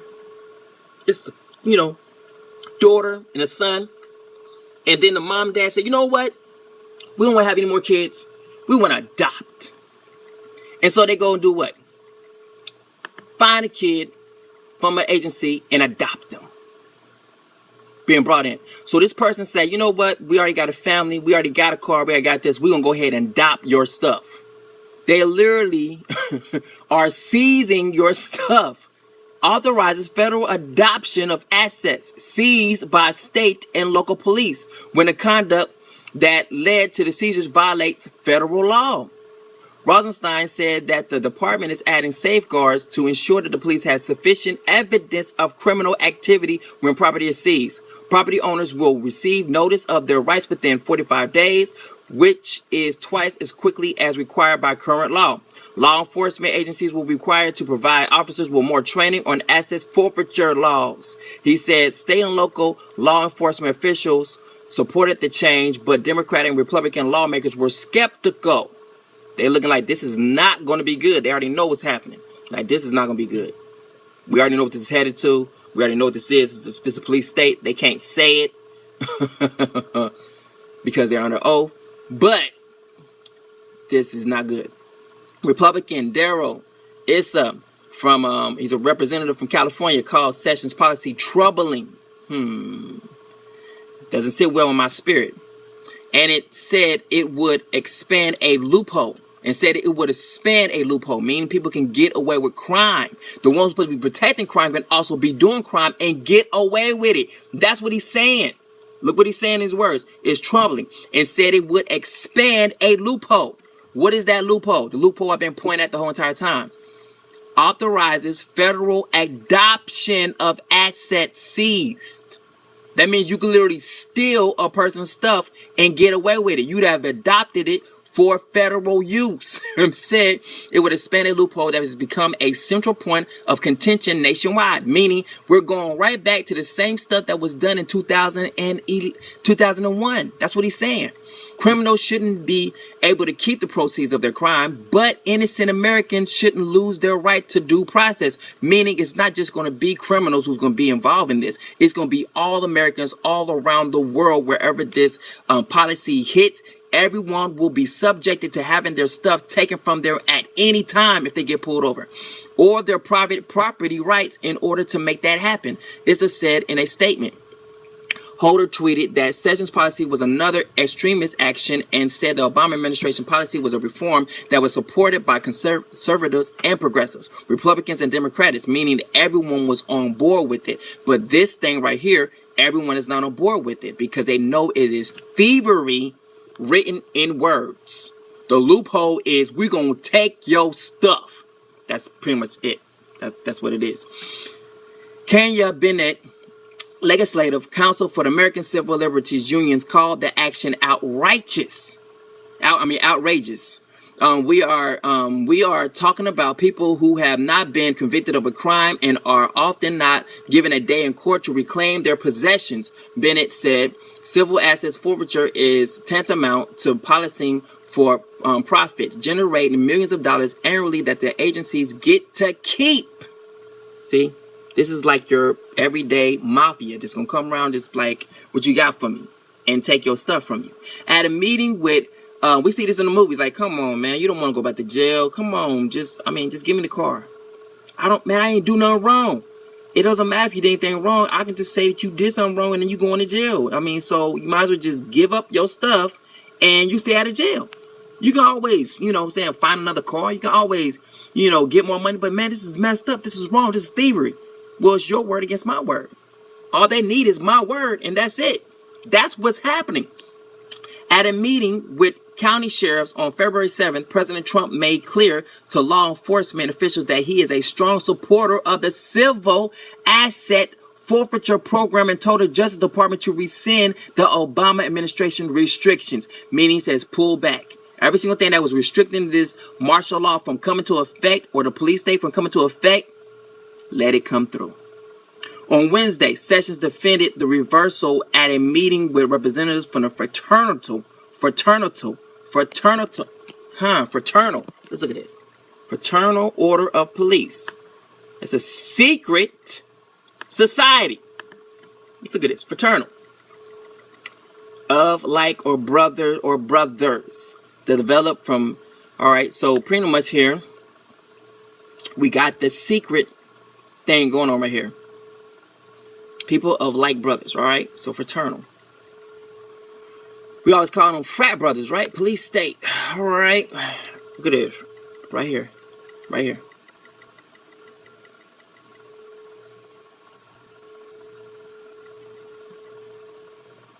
Secret police.